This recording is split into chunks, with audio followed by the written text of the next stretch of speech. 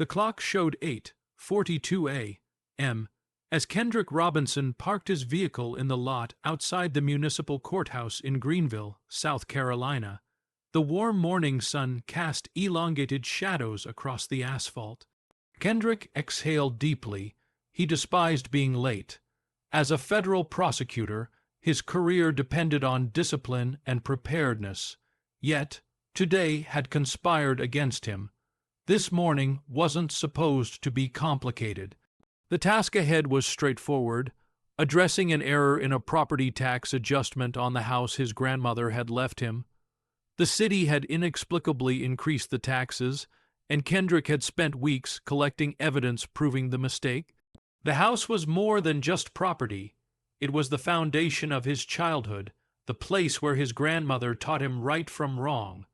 Dressed in a dark navy suit with a crisp white shirt, Kendrick looked every bit the seasoned attorney he was, even if his morning had been far from smooth. An urgent call about a human trafficking case delayed him. The defense had submitted a last-minute motion, and Kendrick couldn't ignore it. He reviewed the motion and advised his team before rushing to court, knowing time was tight. Approaching the courthouse steps, his phone buzzed. A quick glance revealed a message from his assistant at the U.S. Attorney's office.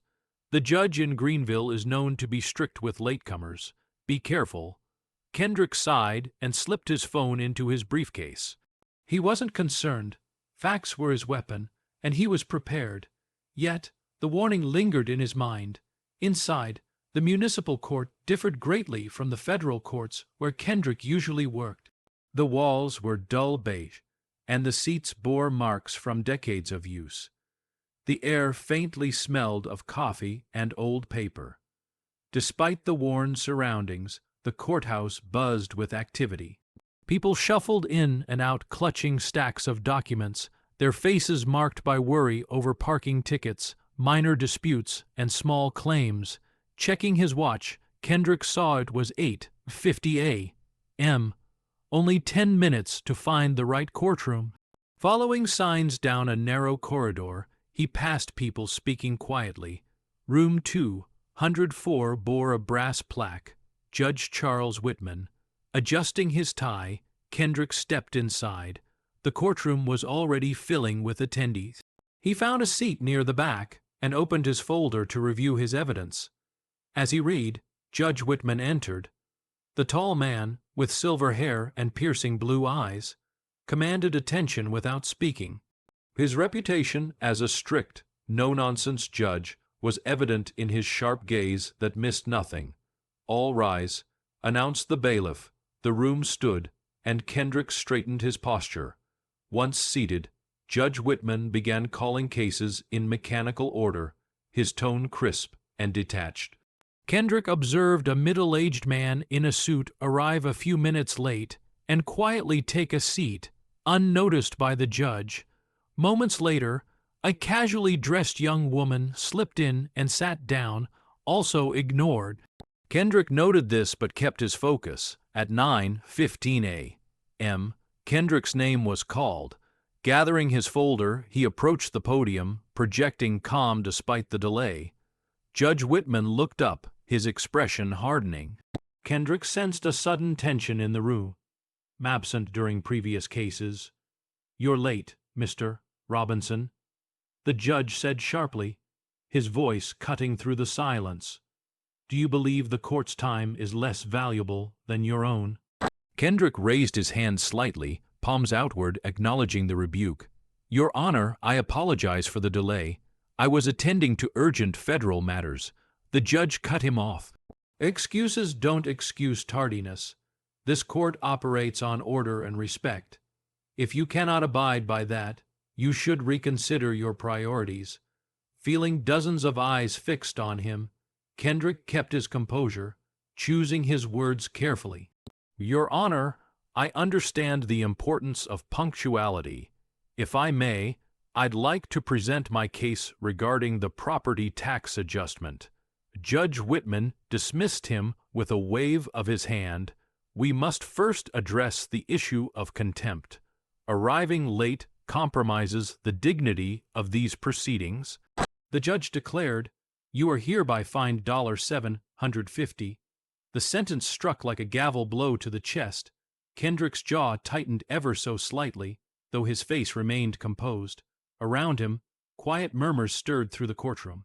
"Your Honor," Kendrick began in a calm, respectful voice, "may I explain?" The judge raised his gavel, cutting him off. "You may not. Let this serve as a reminder to respect the authority of this court." Kendrick stepped away, thoughts racing. This wasn't merely about being late. It ran deeper, something unspoken, yet painfully familiar. He cast a glance toward others who had also entered late. None had faced consequences. The contrast was glaring, and Kendrick wasn't going to ignore it. Taking his seat, he opened his folder, not to review property tax files, but to start jotting sharp, deliberate notes. The judge carried on, calling the next case, his voice steady. Kendrick knew one thing: this was no ordinary day. Seated in the back row, Kendrick's thoughts whirled. The courtroom carried on with its formal rhythm, but he couldn't dismiss what had just happened. Again, he revisited it mentally. Judge Whitman had delivered a $750 fine, while showing leniency to others. A young woman had slipped in earlier and now sat up front, browsing her phone without reprimand. A man in a gray suit, who had walked in even later, now presented his case uninterrupted. But only Kendrick had felt the weight of the gavel. This wasn't a single occurrence. It was a recognizable pattern. Kendrick's legal instincts kicked in. The steep fine seemed excessive for a minor delay, harsh even. He scanned the room. Expressions ranged from surprise to discomfort to quiet agreement. Others saw it too, but silence prevailed. "Next case," Judge Whitman announced. Kendrick's name echoed. He stood, walking to the front with controlled composure. The judge's stare was sharp, almost challenging him to falter. "Your Honor," Kendrick began, "I've brought documents regarding a disputed property tax adjustment. This land has been in my family for generations, and the recent figures don't match the city's previous valuations." He placed the folder on the stand and flipped it open to clearly marked records and photos. He gestured to one page. "This chart outlines the property's consistent assessment over 5 years. The latest change shows a 30% increase without proper notice or rationale." Judge Whitman reclined slightly, an air of detachment around him. "I'll review the documents in due course, Mr. Robinson, but your lateness remains concerning. Do you honestly believe," he continued, "that federal obligations warrant disrespect toward this courtroom?" Kendrick stood tall. "Your Honor, with all due respect, my delay resulted from a federal hearing on a human trafficking case. I believe we'd all agree that such matters are urgent." The judge narrowed his gaze. "Your cause may be worthy, but that does not permit you to disregard courtroom protocol. Rules are in place for a reason. It wasn't just the words that stung. It was the tone, the dismissal, as though his explanation, credentials, or integrity held no weight here." Kendrick exhaled slowly, grounding himself. "Your Honor, I recognize the importance of following procedure, but I must ask, are these procedures enforced equally across all individuals here today?" A ripple of discomfort moved through the room. The judge stiffened, the color rising in his cheeks. "Are you questioning the impartiality of this court, Mr. Robinson?" "I'm seeking transparency," Kendrick said evenly. "It matters that fairness applies to everyone, not just me." The judge slammed the gavel down. "I will not entertain slander against this court. Your fine stands." Kendrick gave a slight nod, his face unreadable. "Thank you, Your Honor." He turned and walked back to his seat, the weight of the room pressing in. Around him, eyes follow, some with curiosity, others with quiet respect. And the quiet unease of others. This wasn't Kendrick's first brush with bias masked by authority. But there was something different this time. A tension hung in the air, As if everyone waited to see his next move, Kendrick slid out his phone beneath the desk, silently tapping notes he wasn't finished. Not even close. He made a silent promise to himself. Right then this moment wouldn't pass without consequence. The court moved on, but Kendrick's presence had already altered the mood. Those around him felt it too. An older black gentleman, seated a couple rows ahead, shifted slightly, offering Kendrick a brief nod of understanding. The court clerk, her fingers dancing over the keyboard, showed signs of hesitation, the tension evident as the hearing wrapped up. Kendrick remained seated, watching the others file out, noting the weight they all seemed to carry without speaking. A young woman in corner, clearly a law student, scribbled furiously in her note pad, her face filled with both wonder and resolve. Kendrick exited with his briefcase, his thoughts already forming into action. This wasn't just about tax records or the fine anymore. Something deeper had surfaced, something he couldn't brush aside. Stepping out into the cool air offered no escape from the intensity that followed him. The courthouse buzzed with routine movements, yet inside Kendrick's mind, a resolution was taking shape. He paused on the steps, gazing down at his phone, his thumb hovering over the number for his assistant U.S. attorney back at headquarters. Not yet, he whispered under his breath, stepping aside to study his notes again. The morning's courtroom events revealed a stark pattern, not random, but rooted in structure. His legal mind recognized the framework of a larger case, one that reached far beyond late penalties or courtroom decorum. Seated in his car, Kendrick opened his briefcase and retrieved his badge, the golden seal of the Federal Prosecutor's office, catching sunlight on the dashboard. This would be his first step. By the time he returned to the courtroom, the morning docket had mostly wrapped up. Atmosphere more subdued. A few attendees remained quietly reviewing documents or awaiting their turn. Judge Whitman flipped through papers, his posture composed but weary. Kendrick approached with purpose, his badge and credentials in hand. When he reached the front, the court clerk looked up, her typing halting mid-sentence. Judge Whitman glanced his way, irritation flickering across his face. Mr. Robinson, the court is adjourned. If you have new matters, you'll need to schedule them. His tone sharp. With respect, Your Honor. Kendrick responded, voice calm and commanding. I believe a proper introduction is due. He held his badge aloft, ensuring all could see. My name is Kendrick Robinson, Assistant U.S. Attorney for the Northern District of South Carolina. I've spent over 10 years with the Department of Justice, focused on human trafficking, government, corruption, and civil rights enforcement. The judge froze, his movements arrested, his complexion paling as Kendrick's words landed throughout the room. Those remaining turned to watch, curiosity and expectancy etched into their expressions. I was late this morning due to an urgent federal case. Kendrick continued, his voice steady. While I acknowledged the importance of court schedules, I couldn't help but observe inconsistencies in how late arrivals were treated here today. The judge's mouth tightened. Mr. Robinson, if you believe a protocol was mishandled, you're entitled to submit an official grievance. I've already begun recording this morning's proceedings. Kendrick answered, raising his notebook, documenting both my experience and the contrasting treatment of others, particularly along racial lines. As a federal attorney, I'm obligated to report potential bias or discriminatory conduct when I see it. Judge Whitman reclined slightly, clearly unsettled. Are you accusing this court of wrongdoing, Mr. Robinson? I'm stating my observations, Your Honor. Kendrick replied evenly. As a representative of federal law, I've devoted my work to ensuring justice is fair no matter who stands before the bench, and what I saw today brings that commitment into question. A hush fell over the room. The court clerk nervously glanced back and forth between the two, her hands frozen above the keys. The young law student, seated in the far corner, scribbled notes rapidly, her eyes wide with intense curiosity. The judge cleared his throat, trying to reassert control. This court treats such concerns with the utmost seriousness, he said.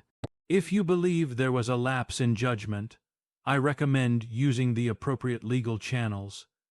Kendrick placed his badge and ID on the podium. I fully intend to, Your Honor, but I also believe this moment offers a chance to reflect on how we uphold justice and equality in every courtroom. Judge Whitman shifted uneasily, gripping the arms of his chair.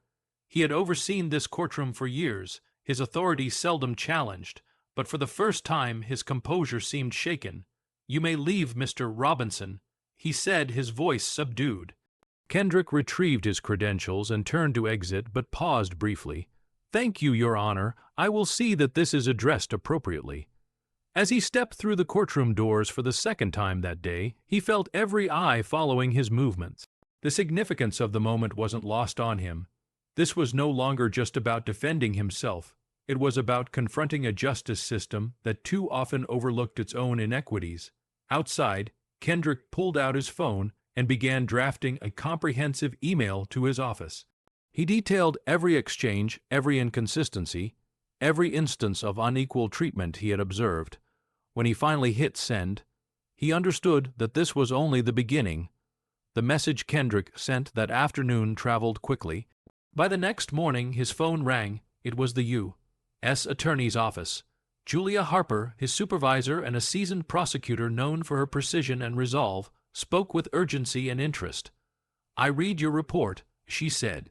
"If what you're outlining is true, it's not an isolated incident. This could point to a pattern of systemic bias." "I believe it does," Kendrick responded. "What occurred yesterday wasn't subtle.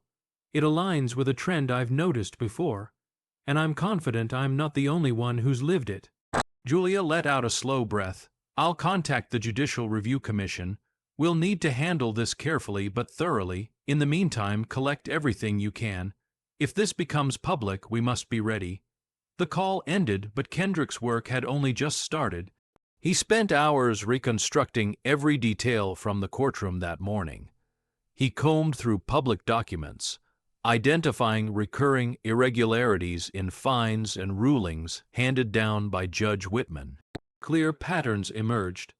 Black defendants were fined substantially more for minor offenses, while white defendants often received warnings or reduced penalties. Kendrick connected with fellow attorneys and members of the local community who had encountered Judge Whitman in court. The responses came quickly. Some shared stories quietly, others more boldly. A young black woman described receiving a hefty fine for a parking violation, while a white man with repeat infractions paid only a nominal fee. Another recalled how the judge frequently interrupted black defendants, seldom allowing them to finish their explanations. Within days, the Judicial Review Commission launched a formal investigation. Officials arrived at the courthouse, requesting years' worth of case files and interviewing staff members. Mrs. Thompson, the court clerk, became a crucial witness. Nervously, she revealed a small notebook hidden in her desk. "I've been writing things down for years," she confessed. "Every time something didn't feel right, I made a note. I was scared to come forward, but I can't stay silent anymore." Her journal was damning. Dates, names, and detailed accounts of uneven treatment documented with precision.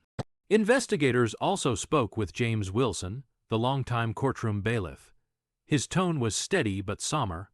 "I've worked here 15 years, he said. "I've seen the judge treat people differently based on who they are. I always knew it wasn't right, but I didn't think I had the power to speak up." As the investigation gained traction, the story spread throughout the community. The law student who had witnessed Kendrick's confrontation posted a detailed narrative on social media. Within hours, the post went viral, prompting widespread outrage and a wave of similar stories from others. Soon, headlines filled the airwaves. "Bias in Greenville Courtroom. Federal Prosecutor Challenges Judge's Conduct." News outlets picked up the growing controversy, and Kendrick found himself at the center of a media storm. Reporters called incessantly, but he kept his attention squarely on the case. The pressure surrounding Judge Whitman began to mount. Whispers circulated that he had already been summoned to multiple Behind closed doors, Judge Whitman was summoned to multiple meetings with judicial oversight bodies. Although he publicly maintained his innocence, he privately began to grasp how serious things had become. At the close of the first week, Kendrick got a call from Julia. "The evidence is overwhelming," she told him. "The data speaks for itself. Black defendants in his courtroom were fined at 3 times the rate of white defendants for the same violations. This is systematic. What's the next move?" Kendrick asked, "We're escalating this to the state judicial board, and Kendrick, the press won't let this slide. Get ready." He gave a small nod, fatigue settling in, but he wasn't about to retreat. What started in a single courtroom had now reached far beyond Greenville. By week 2, national news outlets had taken notice. Headlines like "Federal Prosecutor exposes systemic court bias" were everywhere. Social media exploded with hashtags like #EqualJusticeNow and #bias in the courts, with thousands sharing personal stories of courtroom discrimination. Kendrick remained on task, collaborating closely with the Judicial Review Commission to compile and organize the data. The results were staggering. In a 5-year span, Judge Whitman fined black defendants 300% more on average than their white counterparts for identical infractions. White individuals arriving late were often ignored, while black defendants received sharp reprimands or steep penalties. Even appeals for leniency, like installment plans, were routinely rejected for people of color. But it wasn't just the data, it was the people. Former defendants began coming forward. Some told their stories openly, others stayed anonymous. One black mother described how she was fined $500 for contesting a zoning violation, despite proving the city's mistake. A young black man recalled how the judge berated him about laziness, only to dismiss a similar charge from a white man moments later. Local activist groups entered the conversation, staging demonstrations outside the courthouse with signs reading "Justice should be blind" and "End bias now." Kendrick avoided the spotlight when possible, but he understood the historical weight of what was happening. Within the court itself, the momentum shifted. Long-time staff began opening up. Mrs. Thompson, the court clerk, became instrumental to the case. Her private log of troubling events, cross-referenced with official records, revealed an unmistakable pattern of racial bias stretching back years. "I didn't think anyone would ever care," she admitted during an interview. "But now that it's all coming out, I won't stay silent." Even James Wilson, the bailiff, spoke on record. "I've watched this happen for 15 years, he said in his official statement. "It's been wrong all along, and it's past time we confront it." Judge Whitman, meanwhile, became increasingly cut off. While he initially waved off the accusations as misunderstandings, the flood of documentation forced him into damage control. In a rare public comment, he expressed sorrow for any harm he may have unintentionally caused. But his vague apology rang hollow in the face of undeniable facts. Kendrick, despite the growing media attention, kept his focus. He continued prosecuting federal cases, fully aware that his role extended well beyond this courtroom. Still, messages poured into his office from across the country.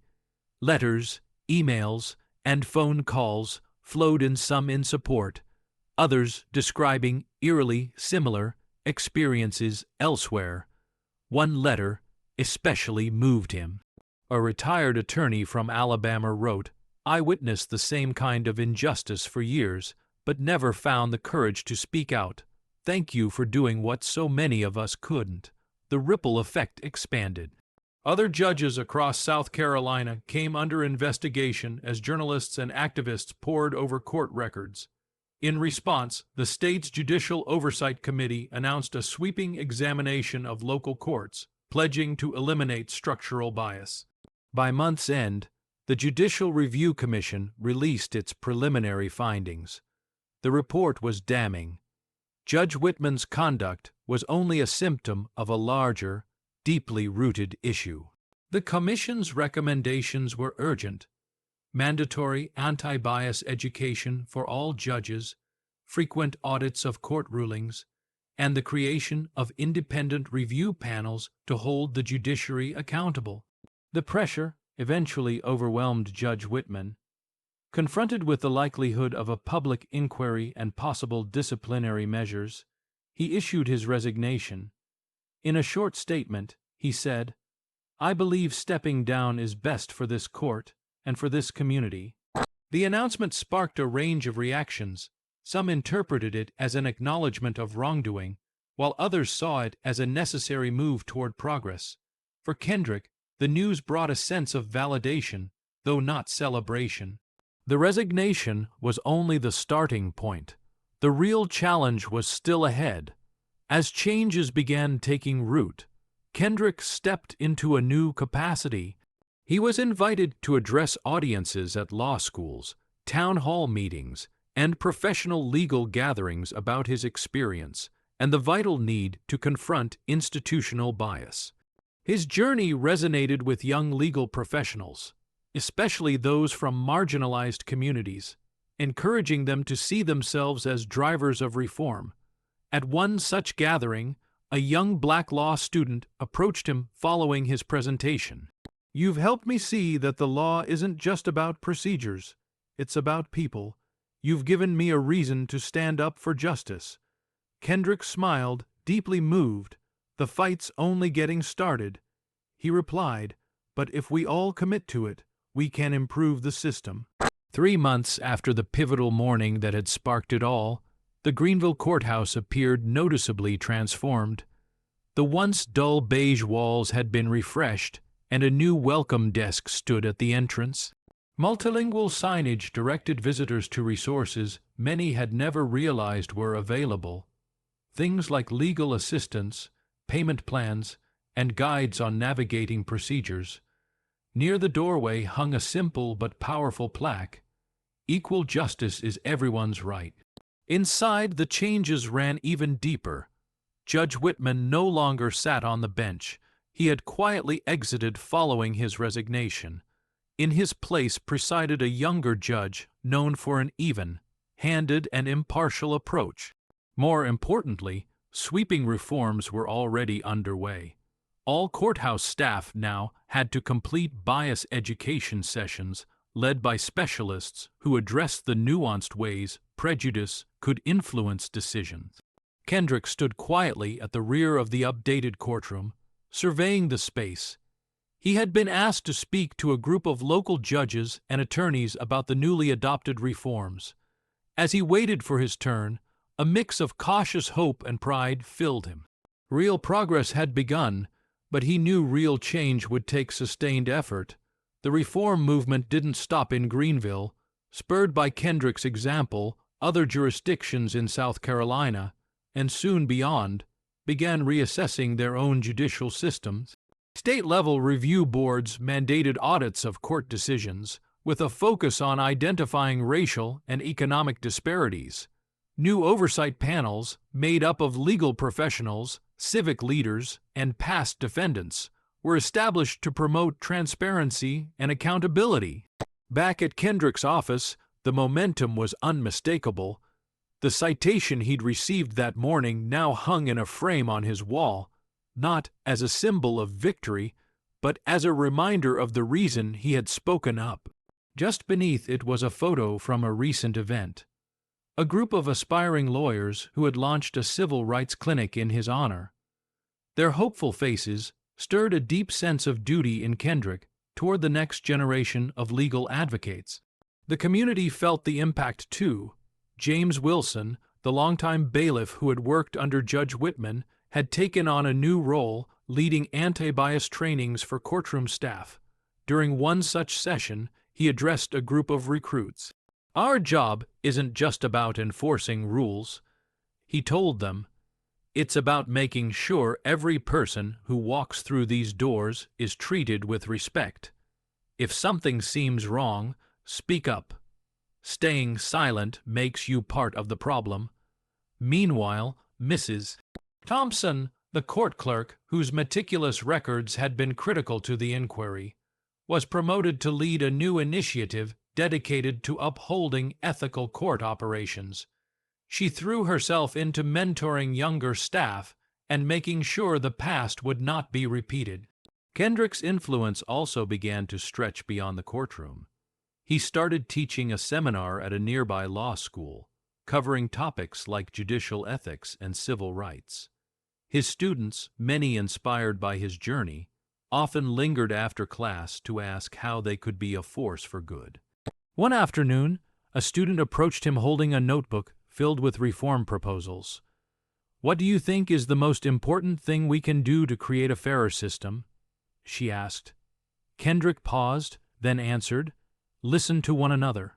To those who walk through our courtrooms, and to those too fearful to raise their voices, true change begins with listening. Not everyone welcomed the reforms without hesitation. Some judges and lawyers pushed back against the increased oversight, arguing it threatened their independence. Still, the facts couldn't be ignored. Within a year, data revealed a marked drop in racial disparities in fines and sentencing within Greenville's municipal court. Payment plans became more accessible, and many defendants shared that they felt treated with greater respect. For Kendrick, the most meaningful moments came from the individuals who stepped forward to recount their own experiences. One day, an elderly black man who had been present during that fateful courtroom morning returned specifically to express his gratitude. "I've been coming to this courthouse for 40 years," the man said, his voice trembling with emotion. "I've witnessed more injustice than I can count. I never thought I'd live to see someone finally say enough. Thank you for bringing us hope." Another morning, Kendrick opened a letter that had arrived at his office. It came from a young public defender in Chicago who had followed his story and felt compelled to launch her own inquiry into courtroom bias in her jurisdiction. The letter concluded with a line that resonated deeply. "Your stand reminded me why I became a lawyer in the first place." Kendrick read her words more than once before slipping the letter into a folder labeled Impact. He leaned back in his chair, allowing the significance of the moment to wash over him. This fight had never been about recognition. It had always been for those whose voices had long been dismissed or unheard, finally finding space to speak. Several months later, Kendrick found himself walking once again through the doors of the courthouse where everything had begun. But this time, he wasn't there on official business. Instead, he had been invited to speak at the inauguration of a new judicial ethics center, created in part because of his efforts. As he approached the podium, he took in the sight before him, a room filled with judges, attorneys, clerks, and community members, all gathered together. Their faces reflected a mix of hope and appreciation. Justice isn't only about statutes and rulings, Kendrick began. It's about how we treat the individuals who enter our courts. It's about fairness, humanity, and the assurance that every person, regardless of their background, feels seen and valued. The room erupted in applause, but Kendrick's attention remained on the faces watching him. In them, he saw resolve, promise, and the first signs of lasting transformation. And he understood, more than ever, that while the journey ahead would still demand work, this was a meaningful step forward.